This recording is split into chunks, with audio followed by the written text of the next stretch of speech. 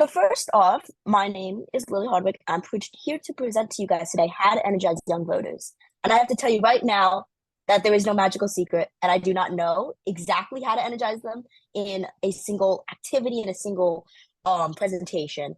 But that is something that we're working towards, is these little modules that can help start that conversation. So a little bit about me. My name is Lily Hardwick. I am a sophomore at Marist College in Poughkeepsie, New York.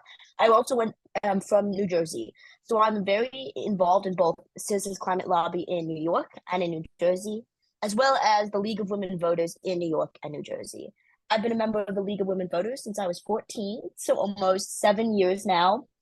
And an initiative taken by the League of Women Voters was something called Energizing Young Voters. And that is where I currently am the chair of the entire Diversity, Equity, Inclusion for Energizing Young Voters, which is an advisory board of people between the ages of 14 and 24 to kind of help, again, energize young voters and our fellow peers. So the way we do that is through something called building the suffrage timeline. We do that by things called modules. We have different modules for all different purposes. One of them is about finding your issue, finding out who your elected officials are. This one is called Building the Suffrage Timeline. And it's a way that we get into classrooms between middle schools to colleges. We've used the same presentation. And it's really a interactive way for students to learn the history of why voting matters. And I am giving this to you in the virtual form, but in person, we will hand out these little cards that says exactly who you are. You might be someone that's very similar to your identity, someone completely different. And it has everything explained out to you. As we can see, Laura is a white woman. She's 45 years old. She's not a citizen. So for the purpose of today's event, I'm not going to be able to give you those cards, but you can kind of pick anybody on the screen. So what I ask of you is to just look at somebody, and you are going to become that character for this kind of game.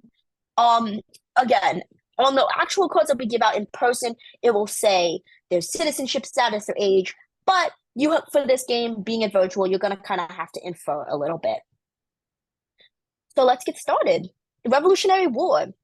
So it's important to recognize that there were people on this land before the original colonies were established. But for our presentation, we will start with the Revolutionary War and the establishment of the United States as a nation.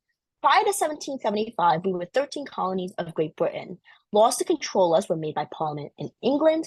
We could not vote. We had no representation in Parliament. We were powerless to control our own country. I'd like you to think about the Revolutionary War a little differently. Yes, it was a fight for independence, but it was also a fight for suffrage, a fight for the right to make our own decisions about our own nation. So then we get to the founding fathers. So we won the war. Great. So now how do we decide the rules that kind of will guide our new nation in the future? As we know, the 13 colonies became 13 states, each with its own state government. However, we had no central government yet to keep the states together. The founding fathers knew they didn't want a king. After all, they just gotten rid of King George III. So they had to do something new. A constitution was needed to clarify the roles of central government and of the states. So you might be tempted to think that everyone in the new nation would now be able to have a vote and have a say in things how it would be run. Not yet. When it came to the debate over who could vote, one of the things the founders decided was not to define voting requirements at the federal level. They gave the responsibility to the states. And we're going to see this theme that's going to keep returning of how it is not a federal problem yet. So it's 1788, the first U.S. election. Who can vote? Male, white, 21 or older, and owns property. For those, and also because we are a smaller group, this might not work out exactly perfectly, but for those who chose any of these categories, if you could turn your camera on if you think you'd have the right to vote. So I'm not seeing any of our people in our audience doing that. So again, usually this is in a full house, and we'd have only two people turn on the camera and respond. So in this case, the only two cards out of the entire sheet of cards we initially saw would only be these two. And this is where we usually take a reflective piece, and we ask the students, for those two students who do have the right to vote, How does it feel to have that much power? And this is a really great reflective moment for students to be like, wow, I really can make the decisions about our entire class, our entire group. And then we kind of ask those who don't have the power and kind of reflect on not having the lack of representation. What does it mean for people who don't own property, women or enslaved people? So this kind of gets the thought process going in the student's head. Then we keep going in the timeline. It's 1856. It's end of property rights. So let's move ahead around 60 or so years. Westward expansion is occurring. Former soldiers who had fought in 2 wars pushed for suffrage. They had risked their lives on the battlefield, so why couldn't they vote? Men who had fought in the Revolutionary War and the War of 1812 finally won the right to vote, but they had to do so state by state. Remember, the state still had the authority to decide who can vote. So by 1856, the last state, North Carolina, gave up the property requirement as a condition for voting. So what do we need to cross off our list? It was property owner. So again, it's kind of hard because you don't have the actual avatar cards, you only have your image. But then it goes, if your avatar wasn't alive in 1856, could they vote now? And so we keep going forward, and now we see 4 more people getting the right to vote. And then again, for those, if any of you did have that card, you would turn your camera on, and we would discuss that idea of how does it feel? Let's discuss. So now we're going to keep moving on to the Civil War. The Civil War is the right is to vote is not mentioned in the Constitution. It was not until the end of the Civil War that the Constitution was amended to set the first nationwide rules about suffrage. So here's what happened. About the same time the states were eliminating property ownership as a voting requirement, the country was facing the biggest challenge in our history, one that would have a profound effect on suffrage. In the mid-1800s, tensions between the South slave states and the North free states escalated. Northern states wanted new states to be free states, whereas our southern states wanted them to be slave states. So the South withdrew from the Union, and then the hostilities began. The war was fought over the enslavement of people and the rights of African Americans. But in the end, it was also about suffrage. In 1865, the North won the war, the Union was saved, and the enslavement of people ended. And now African American men were given the right to vote. So for the first time, we kind of see government stepping in through the 13th, 14th, and 15th Reconstruction Amendments, bringing nearly 4 million formerly enslaved people left important questions. What rights did these newly freed African Americans have? Were the formerly enslaved people citizens? If they were citizens, then could they vote? So then that is how we get our 13th, 14th Amendment, slavery, citizenship, and suffrage.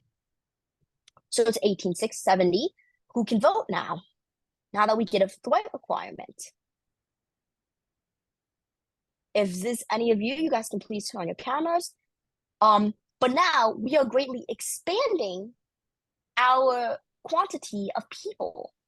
So again, done better with a bigger amount of people. But if those who could now vote, we often talk to them about how it feels now to have this new power, that you're now finally represented, things like that. So we're going to keep going to the 1920s. This is the 19th Amendment, women's suffrage. So it's now 1920. It's been over 130 years since all white male citizens were given the right to vote. It's been more than 50 years since the 15th Amendment gave Black men the right to vote, but women still had no constitutional right to vote. They decided to gain the right for women to vote. They marched, gave speeches, and lobbied politicians, and they had some success in different states in the West. These women were suffragists. Because they were fighting for their suffrage, Susan B. Anthony and Ida B. Wells were two of the most famous suffragists. Some suffragists were arrested and refused to eat. They went on hunger strikes. They wanted people to know that they were willing to die to get the right to vote.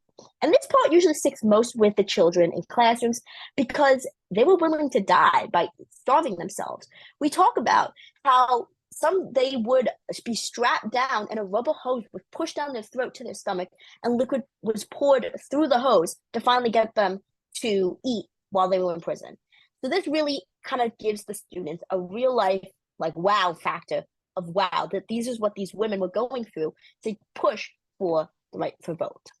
The 19th Amendment was ratified, guaranteeing women the right to vote. And for the second time, the federal government has now limited the authority of states to decide who and who cannot vote. So 1920, who can vote? Now that we get rid of the male requirement. So now, again, please feel free to turn on your cameras if you now have the right to vote. So now, as we see, so many more of us are getting the right to vote. We are having this representation. And this is a really great time that we usually talk to people in the classrooms, like, how does it feel now that you all finally have that representation? Okay, so now you guys can turn your cameras off real quick. I'm going to keep going. But obviously, as we know, it's complicated. Yes, women could vote after the 19th Amendment, but not all women or men. So for those who can't vote, we ask you to turn your camera back off, sit back down in class. And then we see slowly people losing their right to vote. Because even though constitutionally they had the vote, they didn't. So if your avatar was indigenous, if your avatar was an Asian, Hispanic, if you had a disability, you'd be asked to sit down. So then we usually ask our students, what just happened here? What happened? For those of you who have to sit down again, face obstacles to voting. You may have the legal right to vote, though not all of you do, but not the ability to vote. As we will learn, Asian American Pacific Islanders, Indigenous people, Latinos also had to continue to fight for full voting rights, all the way up to 1965 and beyond, with the passage of the Voting Rights Act that prohibited racial discrimination in voting. So, as we know, this is called progress pushback. Specifically for Black people, we saw the Jim Crow laws prevented Black citizens from voting and kept Black citizens out of the polls with grandfather clauses, literacy tests, property requirements, removing names from voter lists for contrived reasons, poll taxes, preventing ex-convicts from ever voting again, and then obviously the threat of violence. And then we talk more about the struggle faced by Black women in particular, because the women suffragists faced a more moral dilemma, because we have disagreements within our own demographic of women voting. White suffragists turned their back on Black women who also long fought for their right to vote. When it came time to try to fight for women's votes, there was a lot of divide between both Black women and white women. So we're not even coming at it as a united front. There was still struggle. We talk about indigenous citizenship and voting rights. Also excluded from the franchise, Native Americans, many of whom were not made U.S. citizens until 1924 with the signing of the Indian Citizenship Act. Until 1924, Native Americans were required to give their tribal identities and tribal rights and move off reservations in order to be considered a U.S. citizen and then have the right to vote. Asian Americans only started winning the right to vote in 1943. It was not until 1943 that Chinese immigrants could begin naturalizing as U.S. citizens. I also want to say I am giving a very expedited version of this timeline because of time crunches on me right now. But we usually go a lot more in depth on these particular demographics. As you see on the screen, you see Mabel. Like, usually we talk about Mabel in specific and what she had to go through specifically. But again, for sake of time, we're kind of going through them fast. But just know, if you ever do want to use these, you get a lot bigger, more bulky kind of script for these points. So then let's kind of bring us back to the 1965 Voting Rights Act. On August 6, 1965, President Lyndon Johnson signed the Voting Rights Act into law. This was a law, not an amendment to the Constitution. The law gave the federal government the right to review any changes to voting laws in southern states that had a history of voter suppression. It restored the ability to vote to groups that long held the legal right to vote, but was stopped due to voter suppression. So it's 1965. Who can vote? Now, including Black women, Asian, and Indigenous people. And then it's almost all of you guys.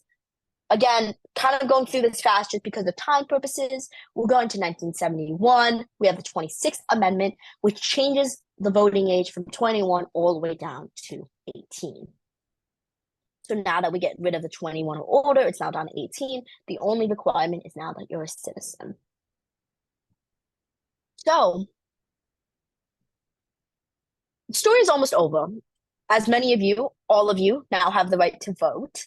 We have we are still struggling with something because still groups of people are being denied the ability to vote. As we found out a few minutes ago, Hispanic and disabled people still couldn't vote, facing obstacles to voting. So, although again, legally, we all have the right to vote, we still see voter suppression, removing voter names, closed polling places, demanding difficult IDs. This is all really important because we still need to, this is still a giant problem. So this is where many of our students connect most because as of during the primaries, we heard a lot about people getting arrested just trying to give water bottles to people waiting online. So this is where, although now our students know the history of it, they are now seeing that even though legally we have the right, we're still seeing progress pushback. It's not as blatant as the Jim Crow laws, as we talked about earlier, but it's still in place. So this is what really inspires our youth to vote. Again, we go back up to the struggle continued for Latino citizens. We talk about in the 1965 Voting Rights Act allowed those Puerto Rican citizens still living in Puerto Rico using their Spanish language to vote. But mainland Hispanics were still denied because of language barriers. Kind of talking about it a little bit more, we get this idea that when they went to vote, they were given a literacy test. They were told, if you read this, you can vote. If they couldn't read English, then they couldn't vote. So that is why that there were still little ways that now we're just this is now that is not allowed. Now we do create more